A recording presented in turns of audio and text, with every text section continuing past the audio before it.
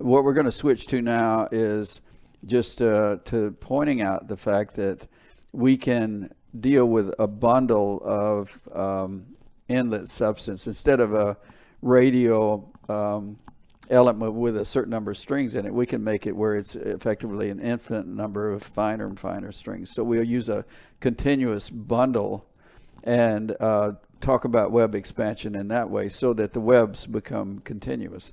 And again, that all works mathematically. It's of course it's got algebra involved, and it's more complex. So we like to I like to demonstrate using strings and stuff, but then do the math to show that this works with continuous substance as well. So we're going to finish up this video talking about a little bit about continuous substance before we end here, and then take up the actual business of energy in a later video, a subsequent video. Image 080 or 80 just illustrates a tubular bundle. So what we do, what was done in this work is, after working out the ideas with strings, then we just take the imagine a continuous bundle and we use its attributes to actually express the material in it with equations. So we take the length of that bundle coming in with each increment to be c, and that's the distance light goes in some time interval, so we put t as a time associated with that too.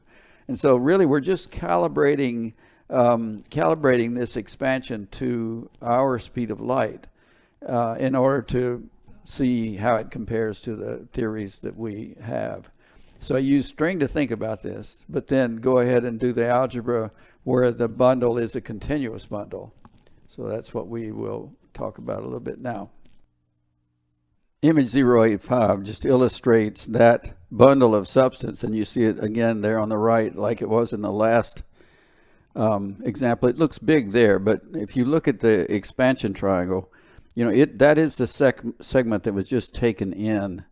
You know, that segment of the bundle was taken in, and what happened then was the individual threads that go out tangentially, they each expanded by the amount shown in the red.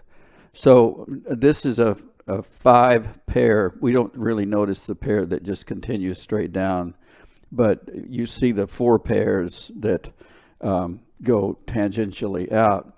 Well, so the bundle that we use in this example actually had just 5 pairs of strings, but what's illustrated in the right is that later we'll take that to be that bundle to be a continuous bundle, where it could be looked at as an infinite number of tiny strings.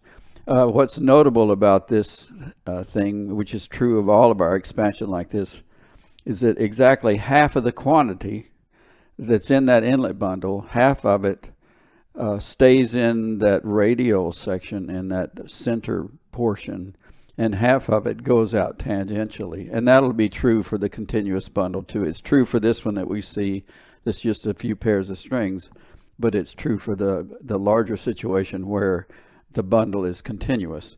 So half of it stays radial, half of the quantity stays radial, and half of it goes out. You can look at this like hydraulics.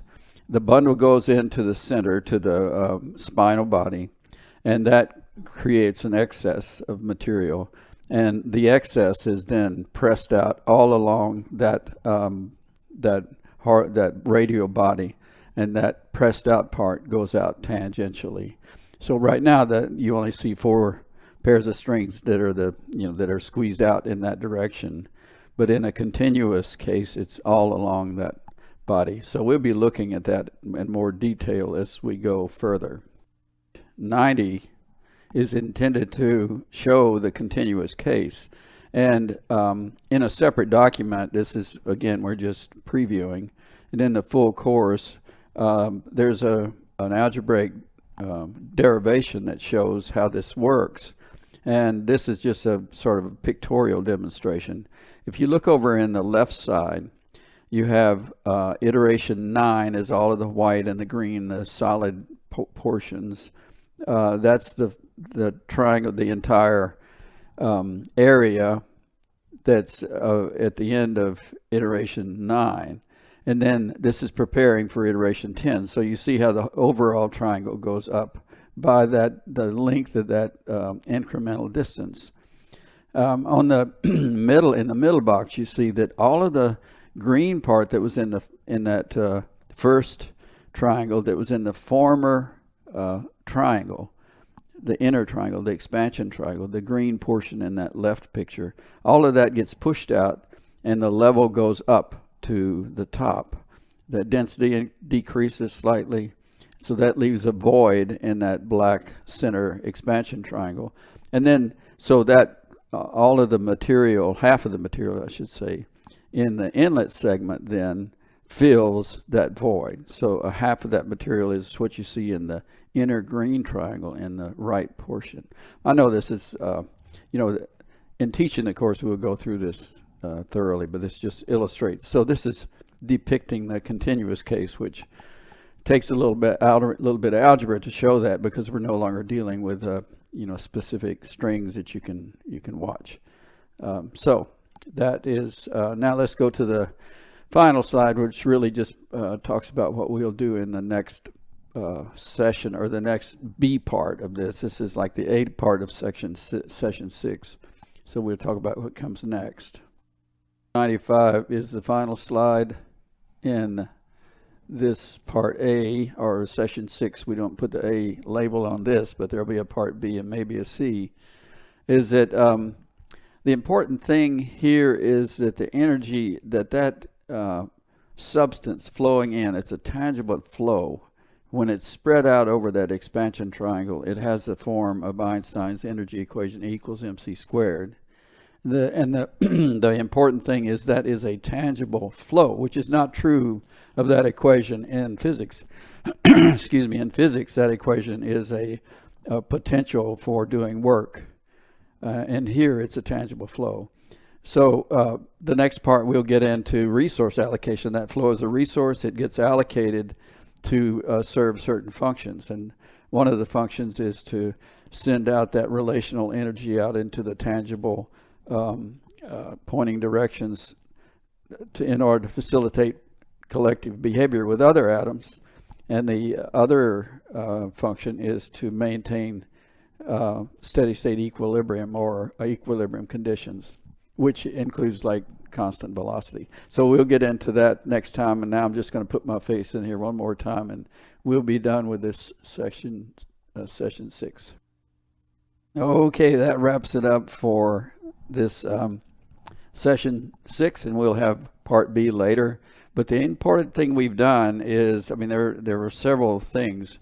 In taking Sphereland, we showed that an atom is like a flat atom, has angular location, and we indicated, though we didn't prove it, but that's part of the this work, is that on the surface we can do relative location instead of having one surface angle and a distance. We can use two angles, and that allows the surface distance to alter according to some other variable. In space-time, that would be like velocity. But so we've got an angular location, we've got a surface representation of that.